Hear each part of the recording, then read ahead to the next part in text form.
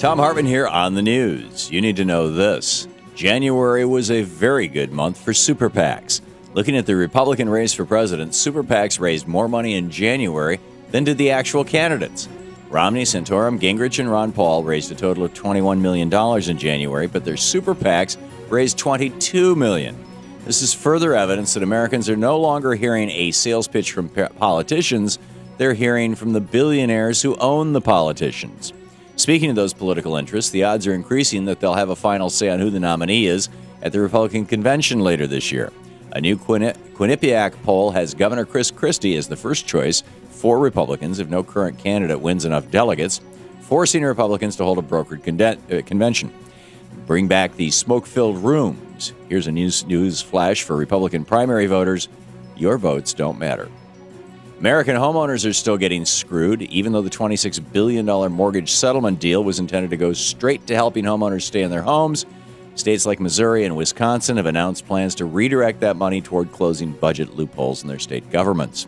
Now Ohio is the latest Republican-run state to say it will not use settlement funds to help homeowners. Ohio is set to receive $97 million under the settlement and plans to use $75 million of it to bulldoze vacant and foreclosed homes. So instead of using the money to keep people in their homes, Ohio is using it to demolish their homes. Even worse, this is another secret bailout for the banks that supposedly own the abandoned homes and are thus in charge of their upkeep or demolition. The farther and farther removed we get from the settlement deal, the more and more it looks like a bad deal for homeowners and another sweet deal for Wall Street. In the best of the rest of the news, President Obama is set to unveil his plan to overhaul the corporate tax code. All the corporations in the United States effectively pay the lowest taxes in the undeveloped world, the fewest taxes. The president is proposing lowering the corporate tax rate from 35% down to 28%, with a special 25% rate for domestic manufacturers. In return, the president wants to close several loopholes and tax subsidiaries that corporations currently enjoy, like loopholes that give corporations tax breaks for shipping American jobs overseas. The lower tax rates and the closing of loopholes will offset each other, meaning the plan will not lead to any increase in revenue for the federal government. Of course, this overhaul plan does have to get through Congress, where 30 corporations in the Fortune 500 have spent more money on lobbying than in paying taxes. Last year was a bad year for journalists. According to the Committee to Protect Journalists, which just released its annual report on violence against journalists, at least 46 journalists were killed in 2011, and photographers and camera operators were killed at rates double the historic average.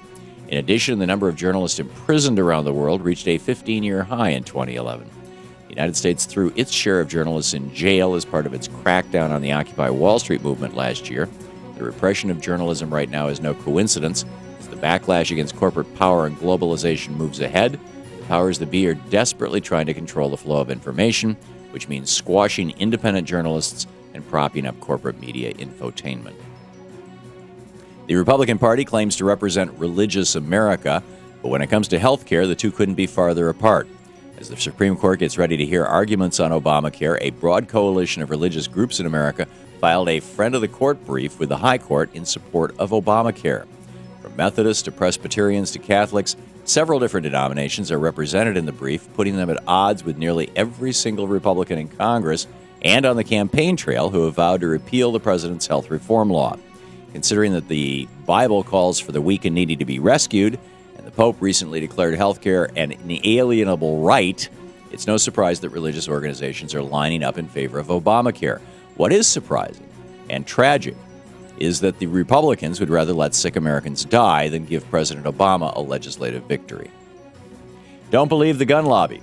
President Obama has been oh so good to gun owners in America. At least that's what the gun sales website ammo.net is saying, which recently ran a headline reading, "The greatest gun salesman in America, President Barack Obama." Despite the NRA and other pro-Second Amendment groups railing against the president and spreading conspiracies that the president's going to confiscate guns, ammo.net points out that firearm sales have hit an all-time high since the president took office and asks, therefore, should the firearms industry support President Obama for a second term or not?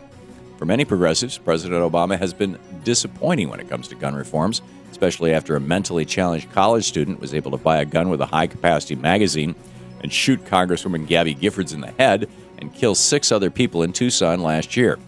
Time to stop listening to the lies coming from the gun nuts and put in place some common sense gun reforms.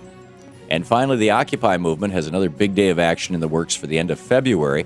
This one to target the Koch brothers-funded right-wing think tank known as the American Legislative Exchange Council, or ALEC.